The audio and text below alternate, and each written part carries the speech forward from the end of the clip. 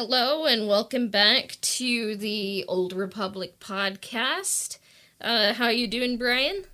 I am doing great. We have just turned over a new year, so it's a new outlook and a chance to get this year on track in the right way. And I think the episode we're going to be covering today, I think, is going to be a really good kind of starting place for us. Yeah, we're kind of talking about the Hero and Heroine Journeys and talking about some of our favorite characters from Rogue One and Andor. So today we have Cassian and Jyn. I guess it could be Cassian versus Jyn, or Cassian slash or Jyn. The ultimate hero heroine's journey showdown. That's right. Yeah, it's when two of your favorites collide. No, it's not. It's not really a versus so much as we talked in an episode about Jyn's kind of heroine's journey back during the course of Rogue One, and that was in the lead up to the Andor series, and we always you and I kind of talked about how it would be fun to kind of compare and contrast their hero's heroine's journey together to see how they were similar, how they were different, what kind of journey Cassian was on, and kind of how they lined up. And obviously we know how their stories conclude, but how does that fit within the circle, either within the hero's journey or the heroine's journey? Yeah, and I was going to say this year, but this past year we've seen the beginning of Cassian's journey in the first season of Andor, and we're going to see a season 2, I believe. Is there going to be season 3? Has that been confirmed yet? I think this one has always been penned for the 2 seasons. So 2 seasons. Okay. So maybe we'll see some K2SO action, in the next season. So, or maybe there's more seasons to be greenlit. Who knows? But we've seen the beginning of his journey, and we've already talked about Jyn's heroine journey a few episodes back. So Brian, kind of looking at Jyn's journey, did you kind of associate it with like a hero's journey, or did you kind of think it fell into the Maureen Murdoch's heroine's journey? Yeah, so for Jyn's journey, I definitely kind of saw that under the lens of the heroine's journey that Maureen Murdoch laid out in her book. I think back in 1990, I think was when that came out. Yeah.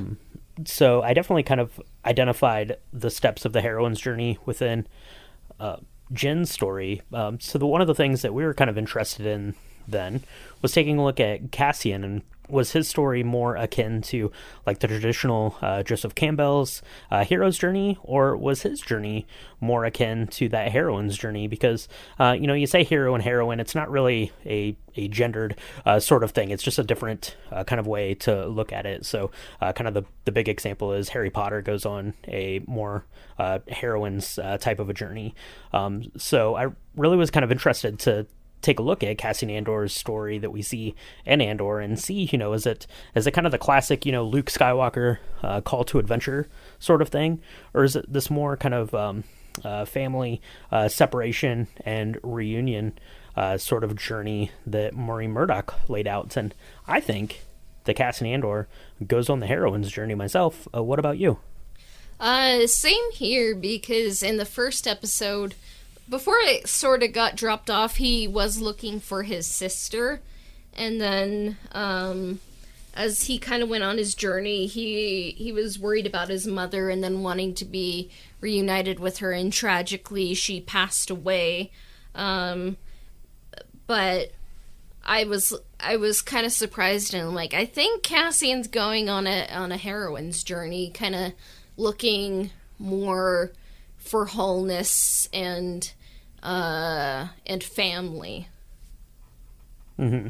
Yeah, absolutely. It seems like Yeah, like you mentioned, pretty much straight off the bat there, kind of in that very first scene that we get of the show, is him looking for his sister to be reunited with, and then we get kind of some of that story in flashbacks of the way that he and his sister were separated and how he came under the care of, Clem and Marva, and then, kind of even, into that first section of the story then of him being separated from Marva as well. So, kind of this mothering type of a mentor figure that you can see kind of in a couple of instances for Cassian, and then really kind of his story is more, propelling him to, kind of reconnect with that and rediscover those kind of figures in his life, which is really kind of the crux of what the heroine's journey is. It's less about, being propelled to adventure and having some major triumph. It's more about being removed from your situation and, trying to rediscover that connection. Yeah, and you were right. Maureen Murdoch did write The Heroine's Journey in 1990. Do you think we should do a little recap on the heroine's journey, kind of like the different stages? Yeah, absolutely. So we can run through these pretty quickly here. We talked a little bit about these back in the Jyn episode a little bit, more completely, but to just kind of run through these steps here real quick for everyone, and you can stop me if you want to, kind of expand on any of these ideas. But the steps here are: the heroine separates from the feminine, and the feminine, like I just mentioned, is often seen as like a mother or like a mentor figure. In kind of a feminine or like marginalized or outsider type of a role. And then it goes into identification with the masculine, or more of like a hero leader type, and gathering of allies, your road of trials and meeting with ogres and dragons, experiencing the boon of success. Then the heroine awakens to feelings of spiritual aridity and death. So kind of going through a kind of a death type sequence, initiation and descent to the goddess, so kind of that reawakening. And then the heroine, here's where these things kind of start to overlap. We noticed this, when we were talking about Jyn, but kind of just in general. But the heroine urgently yearns to reconnect. They heal kind of that split, and they heal the relationship, kind of with the more masculine, quote unquote, aspects within, and then kind of culminates with the integration of kind of the heroine and the hero kind of within, kind of every character, and kind of how that, comes together at the end of the story. Yeah. And I think we even see some of these steps for Cassian in Rogue One. So, because I was kind of looking at him and I was like, we know where Jyn and Cassian end, but I guess what do you see, are the main differences between Cassian and Jyn's stories? Yeah, I think it's good to start kind of with the differences, because I really don't see a lot of differences as much as there are similarities. So yeah, at least in what I saw, I didn't see any big glaring ones, but I do think that Jyn's story, and it might just be because we have a little bit more of her backstory. There's a book called Rebel Rising that's a really excellent read if you're into these characters, and that explores more of kind of her upbringing with Saw. But I think that Jyn was kind of stuck in these steps, kind of two through four, right? Identifying with the masculine, or roads and trials, and experiencing success. And I think it was, she was almost just kind of churning around in there until ultimately she is, broken out of prison and, introduced to the character of Cassian Andor. But in terms of major differences within their journeys, I really didn't see anything too much that stood out to me. But what about you? Did you see anything that I missed? If anything, I watching Andor, there were always little parallels. Maybe one of the bigger parallels was cool, Cassian has a glowing necklace, a blue crystal necklace, and Jyn had a white crystal necklace. After I watched Andor, I was like, these two people are so similar, and it's kind of tragic. I wish they would have had more time together, and maybe this is just because I love, but I'm like, you know what? I think if they had more time together, like, we would have seen that, like, they're so similar, like, I think they could have been soulmates, and It said they didn't have more time together. Yeah, for sure. Absolutely. Yeah. It seems like they are, like you said, really closely akin. And I didn't even put that together, that they each had kind of their own Kyber crystal necklace that was, kind of an important part of, kind of their, Jyn's, certainly her upbringing, something that she got from her mother, but Cassian's, it was really kind of a symbol of, what propelled him, kind of through that first section of his journey. So yeah, definitely some good parallels there. But, we were, we were talking about how they were different. Like I said, there wasn't a lot there, but what about their similarities? For me, I think the big one, right off the bat, you get kind of in the first episode, you get in the first 5 minutes of Rogue One, but Jyn separated from her mother and her father. Cassian is separated from her sister, and they're both put into kind of the care of, in Jyn's instance, it's a political extremist, but in Cassian's, it's a, kind of a political idealist, in Saw Gerrera and Marva. So that's kind of the big striking one. Their stories begin, very, very, very close to one another. Yeah, and I was looking back in our log, and our heroine's journey of Rogue One is episode 142, in case people want to listen to that. But yeah, like, their stories start similar and they end similar, so I guess we get to see kind of more of we'll get to see more of Cassian's story, and just kind of see if the middle is kind of the similar to how Jyn's journey ended up being.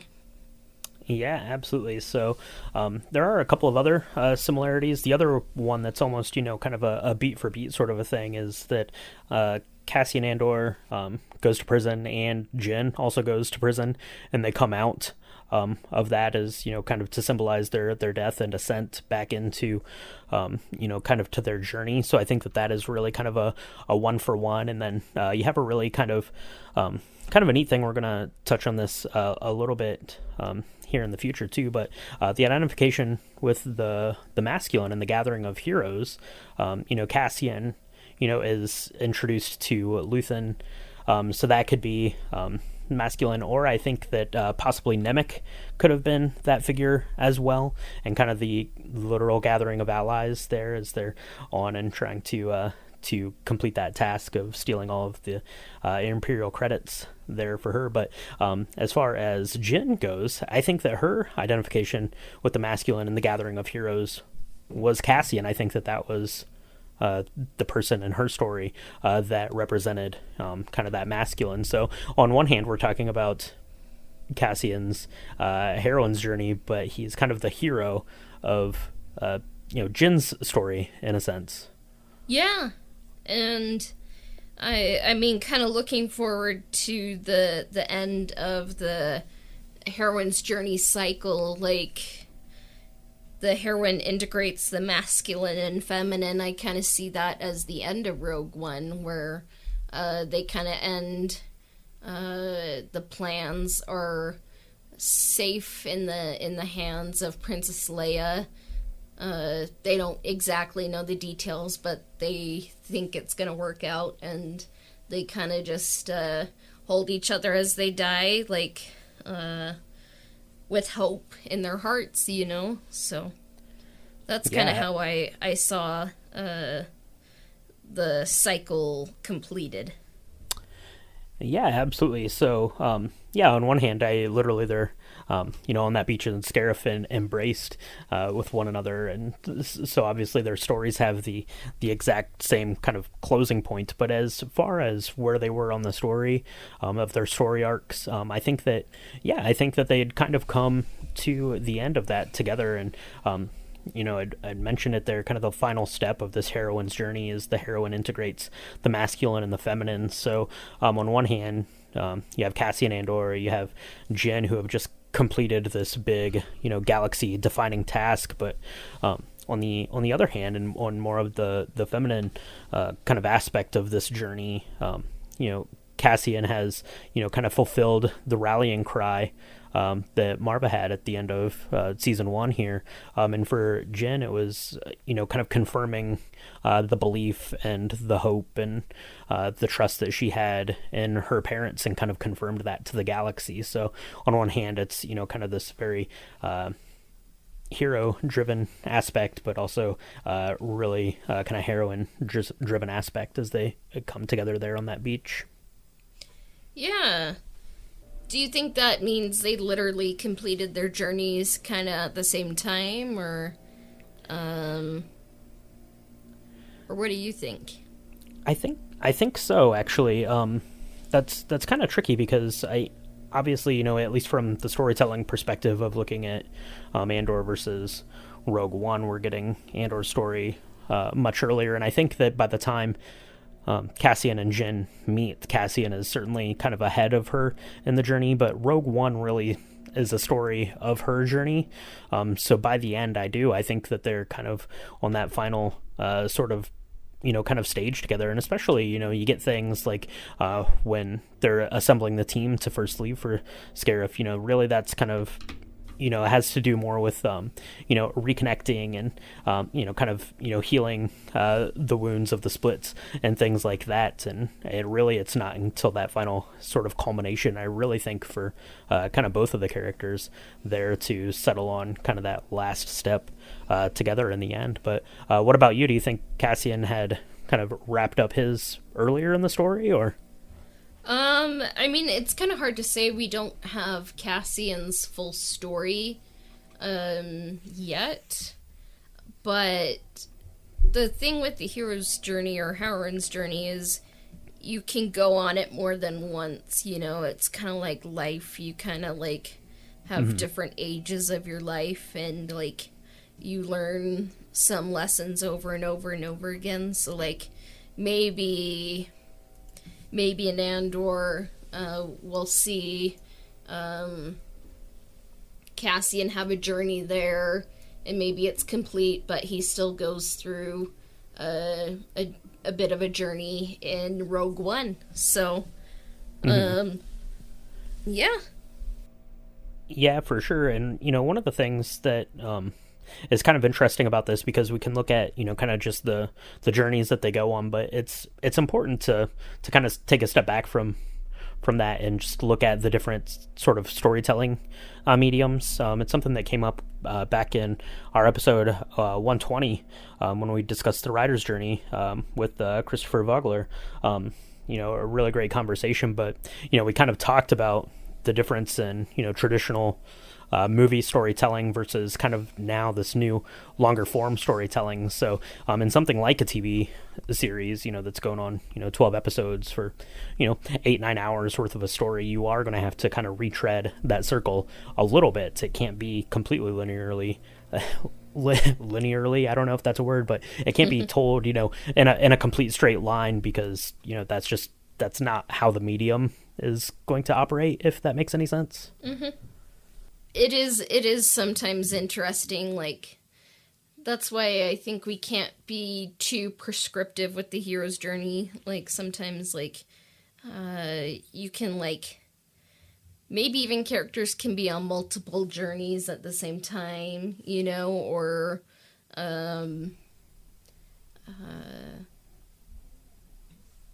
they can go through, stages out of order, so, but yeah, this makes me just want to watch Rogue One over again, so. Yeah, for sure, especially now that we have some of the backstory, not the full backstory of Cassian Andor yet, as we wait for the second season. But yeah, I think it would be interesting to go back and watch it, because that's not something I've done, since the series ended, but to just, be able to look at Cassian Andor as, not necessarily a completely different character, but I think you'll take more meaning out of the things that he says and the actions that he takes, and you'll have a little bit more context as to, the decisions that he's making throughout that film, for sure. For sure. I I guess, like, kind of looking at their journeys, what role do you think that Cassian plays in Jyn's journey? Yeah, so in Jin's journey, I think that Cassian is playing kind of that role of the masculine when, Jyn gets broken out of that prison transport and K2 yanks her out of there. I think Jyn is kind of that catalyst of the kind of masculine, like, hero of that story that's, going to kind of, take her in and, introduce her to, the collection of these allies. They don't come straight away. You get K2, I guess, as kind of a reluctant ally. I guess would be considered like a shapeshifter almost kind of character for Jyn, but then you get Baze and Chirrut and Brody there just shortly after on Jedha when they get there. But yeah, I think that Cassian is serving as kind of this masculine figure for Jyn's heroine's journey, and then conversely to that, I think that Jyn is serving as kind of this healing figure who's kind of healing that kind of mother-daughter split that Marie Murdoch kind of describes, and that I think him witnessing her kind of dedication to preserving the legacy of her father and getting the truth out there, I think that is kind of an important catalyst for him going into that final act. And maybe we'll see that as we get into this next chapter of Cassian Andor's story, in terms of the relationship that he had with Marva, or maybe it's someone else, his sister or Vel or Mom Mothma or whoever it might be. But I think that she serves as kind of that healing figure for him. Yeah, like, I kind of see Cassian as a bit of a mentor for Jyn, but then, and also kind of like they don't get on at the first, so like, I think like some of the trials like Jyn goes through, like, some of them are instigated by Cassian and his crew. But I think they kind of heal each other in a way, like, and they kind of become more equals at the end, like you said. Mm-hmm. And yeah, like, I think they help each other out, like, whether it's romantically, platonically, or just like co-workers, like they helped each other out and were there for each other at the end, and I think that's beautiful. Mm-hmm.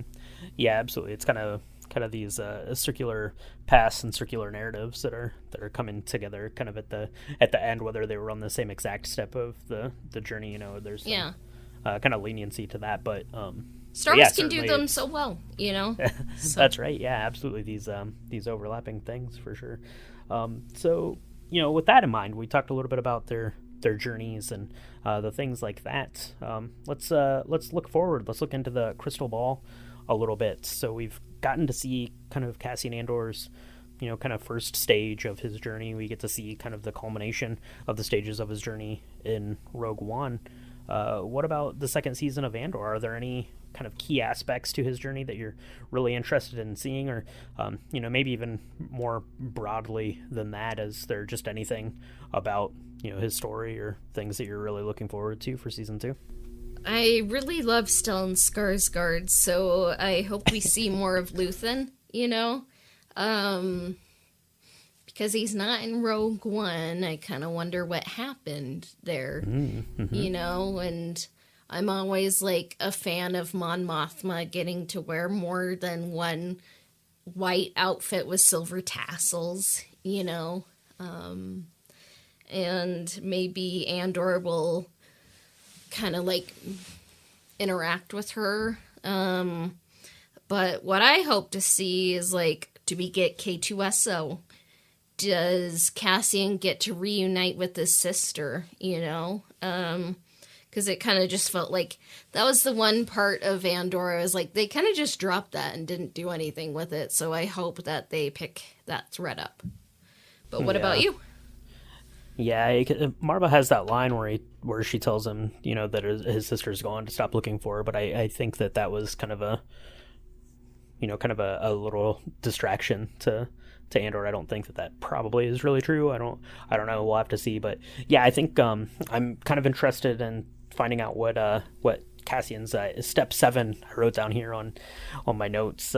His urgently yearns to reconnect with the feminine. So is it going to be him looking back on his relationship with Marva? Is it going to be him going back in pursuit of his sister? Is it going to be his relationship and what all that means? Because there's a whole lot to unpack there. His relationship with Bix, probably. Is it going to be with Mom Mothma, or Vel? Is her character going to be very important in kind of the forward progress of Cassian Andor? I think that stuff is really interesting. And yeah, you said K2. Definitely would like to see him. On a side note, what part of his journey do you think K2 represents then, Cassia? Well, he comes from the Empire, so, like, it would be kind of like the road of trials, you know? But I think, like, rather than just destroy, like, K2SO, like, I think it shows, like, some cunning on Cassian's part to reprogram a droid to be loyal to him and become one of his closest allies. So maybe it's a trial, and rather than just like kind of killing him off, he finds another way and is able to make this droid an ally. Yeah, I think that would be really good in terms of kind of a mirrored narrative. As you know, you have the K2 droid, the Imperial security droid, or whatever they're called. Someone will let me know. Kind of literally pinning Cassian down, and ultimately having him sent to prison, and then as he kind of emerges out of that, to take that same droid and repurpose it for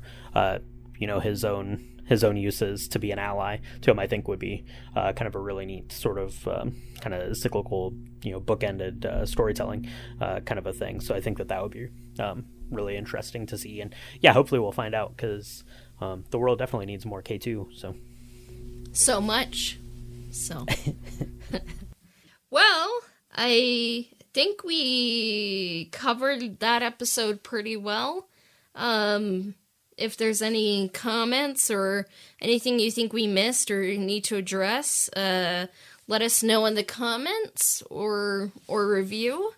Anything else before we wrap up, Brian?